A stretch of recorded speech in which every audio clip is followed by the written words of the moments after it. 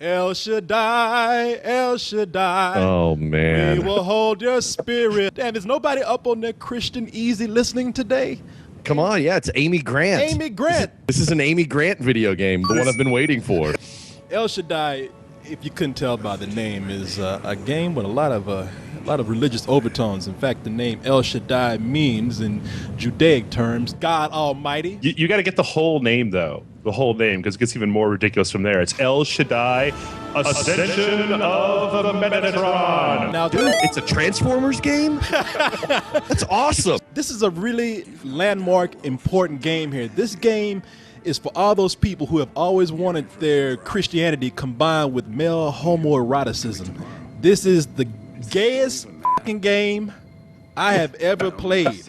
And that's not even a bad thing, really.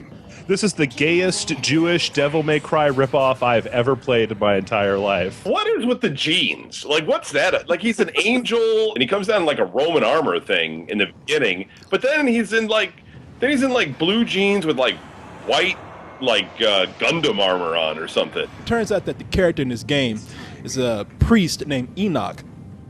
And Enoch has been given the task of going and finding 7 renegade fallen angels and bringing them back to their prisons before there's a big flood or something that's going to happen. He's guided by a guardian angel named Lucifer, and Lucifer cannot button his shirt all the way down, has jeans tighter than Enoch, and talks to God like a bitch. Is always on the phone, and every other scene is like, hey, oh yeah, God, yeah, oh yeah, he's doing all right. Hey, how you doing? What you gonna do tonight? You know I could never say no to you. After all, you are the Lord. Apparently, God has a phone number, so if you're crank calling random numbers, you might fuck up. Enoch in the game not only wears tight jeans, but wears armor with 2 breasts on them. I mean, it looks like one big metal training bra. Meanwhile, my titty armor? It lifts and separates, you know, so...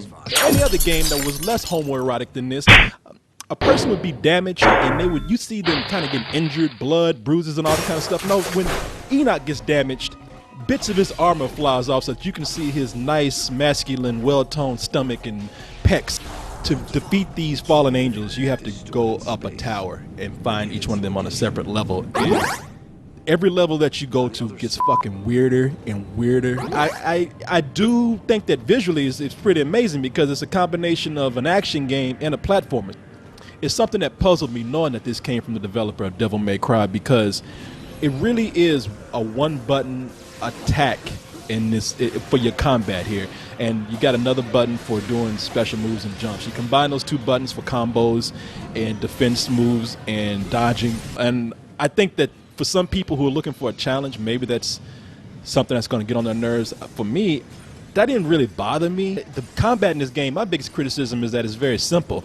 Early on in the game, you get 3 weapons. You get an arc is a weapon, like a melee weapon. A gale is your projectile weapon. It shoots out these little darts. And then your veil are these huge ass shields, which are your strongest weapon, but they're also your slowest weapon. You just switch between those 3 weapons. You never upgrade your weapons. You never get anything, you're never able to power them up anymore. I mean, the whole thing boils down to this one button that you can, not for the entire game, but for a fair amount of the game, just run up to guys and jam on the square button over and over again.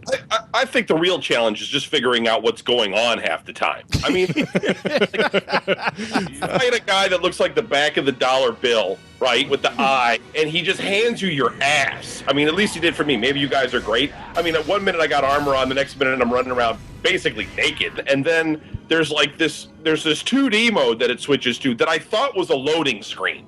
It's like showing these crazy old paintings, and it's talking and it's doing this stuff, and I'm just sitting there watching. I'm not playing the game. Well, yeah, it's definitely an avant-garde game, and it's constantly playing with the conventions of both storytelling and gameplay. Now, that can be misleading because it f***s with your mind, especially when you think that you've died or you've lost a boss fight, but I have to say it did keep me interested.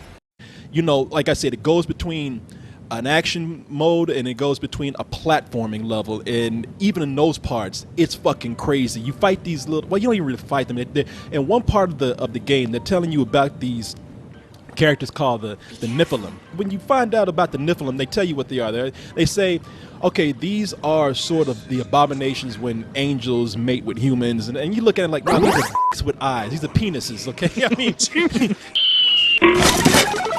so the gameplay is repetitive and a little too easy for my taste, but visually, it kept me going and constantly impressed me with this voice acting and this old crazy-ass story.